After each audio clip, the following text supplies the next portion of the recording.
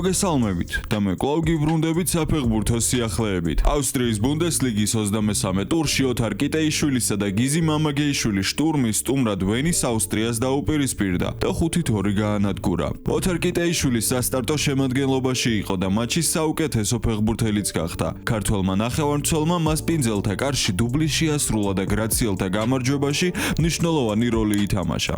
პირველი ტაიმის მიწურულს, როდესაც ანგარიში 1-1 იყო, კიტეიშვილმა თანაგუნდელ ჯატასთან კარგი კომბინაცია გაითამაშა, რომელიც გოლით დაასრულა. მეორე ნახევარში 55 წუთზე კიტეიშვილმა ავსტრიის საჯარიმოში მეტოქე გუნდის მცველი პლატოვიჩი დააჯარიმა, რის შედეგადაც მსაჯმა 11 მეტრიანი დანიშნა. შემდეგ პლატოვიჩს მეორე ყვითელი ბარათი უჩვენა და მოედნიდან გააძევა. პენალტი კი ზუსტად თავად კიტეიშვილმა შეასრულა და ანგარიში 3-1 გახდა. შტურმის მწვრთნელმა ქართველი ნახევარმცველი 72 წუთზე შეცვალა. რაც შეეხება გიზი მამაგეიშვილს, ის თამაში 73 წუთიდან ჩაერთო და გრაციელთა მეხუთე გოლში ერთ-ერთი მთავარი როლი მას მიუძღვის. მართალია მას პინძლებმა ავტოგოლი ჩაიწერეს, თუმცა ეს ავტოგოლი სწორედ მამაგეიშვილის აქტიურობას მოყვა. ავსტრიის ბუნდესლიგის მიმდინარე სეზონში ოთარ კიტეიშვილი არა მარტო შტურმის, არამედ ჩემპიონატის საუკეთესო ბომბარდირია. ქართველმა ნახევარმცველმა 20 მატჩში 12 გოლი გაიტანა და 3 საგოლე გადაცემა შეასრულა. ბრავო!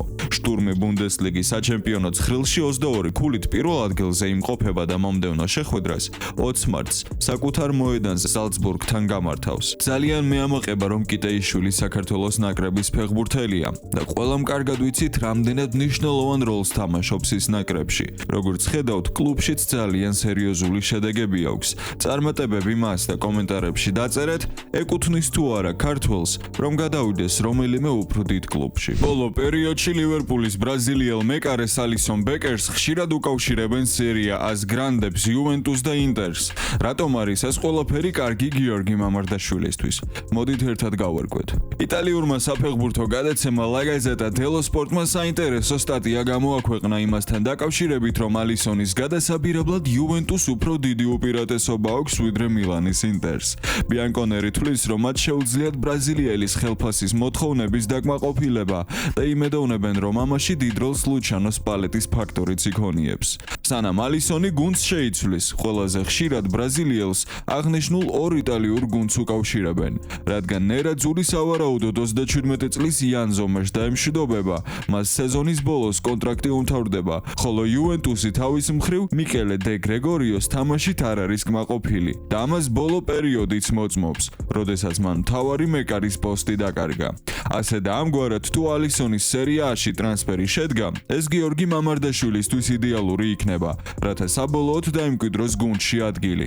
გიორგი მამარდაშვილზე არის სერიოზული ზეწოლა, რადგან იმის გარდა რომ თავისი დონე არ უნდა დააგდოს, იმის გარდა რომ ყოველდღიურად უნდა განვითარდეს, მას უწევს შეჯიბრი ალისონთან, კლუბის მთავარ მეკარესთან, რომელიც უკვე წლებია ამ გუნდშია და ადგილი კარგად აქვს და მყარად აქვს დაკავებული. ყოველი ერთჯერადი გამონათება, სადაც გიორგის ათამაშებენ, ჩანს როგორც მიცემული შანსი, თუმცა რეალურად არის უდიდესი ზეწოლა, რადგან ყველა ელოდება, რომ მიდი, დაგვიმტკიცე, რომ შენ იმსახურებ ამ ადგილს, რაც ძალიან რთულია. დაწერეთ კომენტარებში თქვენი აზრები ამ თემასთან დაკავშირებით. შეძლებს თუ არა გიორგი მამარდაშვილი საბოლოოდ ლივერპულის გულშემატკივრების გულების მოგებას, შეძლებს თუ არა დაარწმუნოს მთელი სტაფი, რომ ის იმსახურებს პირველ ნომერს და გახდება თუ არა ლივერპულის ლეგენდა. ველოდებით თქვენს კომენტარებს და დარწმუნებული ვარ, ძალიან კონტროვერსული და საინტერესო აზრები გაქვთ. ფრანგმა ჟურნალისტმა დომენიკ სევერაკმა პარის სენ-ჟერმენის ქართველი შემტევის ხვიჩა კვარაცხელიას შესახებ ისაუბრა.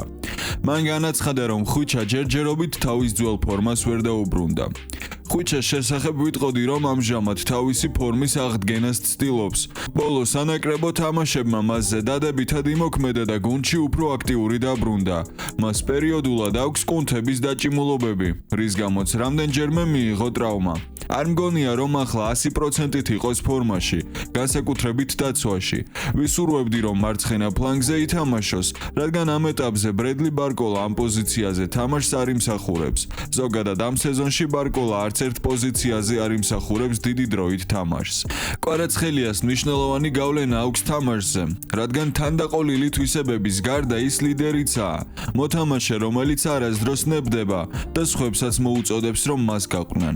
ისე კარგად ვერ თამაშობს, როგორც გასულ სეზონში თამაშობდა, მაგრამ ამას გარკვეულწილად სიახლის ნაკლებობასაც მივაწარ. მას შეუძლია გაუმჯობესება, ამისთვის კი უფრო მარტივად უნდა ითამაშოს, უფრო მეტი პასი გააკეთოს და დრიბლინგზე ნაკლები ფოკუსირება მოახდინოს. ამას იმიტომ ვამბობ, რომ მას საშუალოზე მაღალი ხედვა აქვს და ამ თვისებას საკმარისად არ იყენებს. როგორი გასაკვირიც არ უნდა იყოს კონკრეტულ ამ შემთხვევაში დავეთანხმები ფრანგ ჟურნალისტს, რომ რა თქმა უნდა უდიდესი ხედვა აქვს ხვიჩა კვარაცხელიას და ძალიან კარგად შეუძლია პასების გადანაწილება და ბოლო დროს თითქოს მეც ცოტათი დამაკლდა ხვიჩას ლამაზი გამჭოლი პასები. ყველას გვახსოვს, რამდენად შედევრალურ გადაცემებს აკეთებდა ხვიჩა თუნდაც ნაპოლიში ოსიმენზე. იმედია ის ამ ფაქტორსაც გამოასწორებს და დაგვიბრუნებს ამ ლამაზ სანახაობას. ფრანგული პარი სენ-ჟერმენი გუნდის მთავარ მწვრთნელს ლუის ენრიკეს ახალ კონტრაქტს თავაზობს. ინფორმაციას გამოცემა Le Parisien ავრცელებს. წყაროს ცნობით ჩემპიონთა ლიგის მოქმედი გამარჯვებული ესპანელ სპეციალისტთან ხელშეკრულების 2030 წლის 30 ივნისამდე გახანგრძლივებას გეგმავს. ამჟამინდელი კონტრაქტი ენრიკეს კლუბთან 2027 წლის ივნისამდე აკავშირებს. აქამდე არსებული ინფორმაციით პარიზელები ლუის ენრიკეს სამუდამო ხელშეკრულებას გაუფორმებდნენ, თუმცა ეს ასე არ მოხდება და კონტრაქტი 3 წლით გახანგრძლივდება. 55 წლის სპეციალისტსა და პარი სენ-ჟერმენს შორის მოლაპარაკება დადებითი დინამიკით მიმდინარეობს და სავარაუდოდ შეთანხმება მალე შედგება. ლუის ენრიკემ საფრანგეთის ბოლო წლების საუკეთესო გუნდი 2023 წლის ზაფხულში ჩაიბარა და 10 ტიტულის მოგებაში დაეხმარა. ლუის ენრიკემ დაამტკიცა, რომ ის მსოფლიოში ერთ-ერთი საუკეთესო მწვრთნელია და ამის დამტკიცებას აგრძელებს. მან შეძლო ის, რაც ძალიან ბევრმა მწვრთნელმა ვერ მოახერხა და პარი სენ-ჟერმენი ასე წინ გაიყვანა.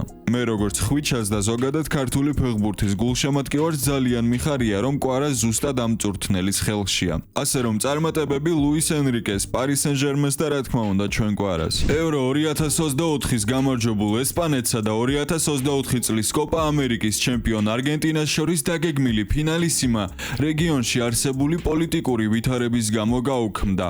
მატჩი 27 მარტს კატარში უნდა გამართულიყო. ბენ იაკობსის ინფორმაციით UEFA-მ განიხილა მატჩის სანტიაგო ბერნაბეუზე ჩატარების შესაძლებლობა. სტადიონზე გულშემატკივართა 50-50-ზე გადანაწილებით, თუმცა არგენტინამ ამაზე უარი განაცხადა. მეორე ვარიანტი ფინალისიმას ორ შეხვედრად ჩატარებას გულისხმობდა. პირველი 27 მარტს სანტიაგო ბერნაბეუზე, ხოლო მეორე ბუენოს-აირესში 2028 წლის ევროპის ჩემპიონატისა და კოპა ამერიკის დაწყებამდე. ერთ-ერთ სანაკრებო ფანჯარაში. ეს შეთავაზებაც უარ ყოფილ იქნა. ფინალისიმა, რაც იტალიურად დიდ ფინალს ნიშნავს, ოფიციალურად UEFA კონმებოლის ჩემპიონთა თასის სახელითაა ცნობილი. ეს არის ერთი მატჩისგან შემდგარი ტურნირი, სადაც ერთმანეთს ევროპისა და სამხრეთ ამერიკის მოქმედი ჩემპიონები უპირისპირდებიან. დღევანდელი ვიდეო დასასრულს მივახლოვდა. პატარა, მაგრამ ძალიან საინტერესო გამოვიდა. აუცილებლად დააჭირე ლაიქის ღილაკს და გამოიწერე არხი. არ გათიშო ვიდეო, სანამ ამ ყველაფერს არ გააკეთებ, რადგან ეს მართლაც ძალიან მარტივია. შენ არაფერს არ კარგავ, ჩვენ კი ძალიან გვეხმარები და გვაძლევ მოტივაციას, რომ ეს საქმე გავაგრძელოთ. მადლობა შენ, თუ ამ წამს ეს ჩემი პატარა თხოვნა გაითვალისწინე. მე კი დაგემშვიდობებით. მომავალ შეხვედრამდე და აბა, წარმატებები.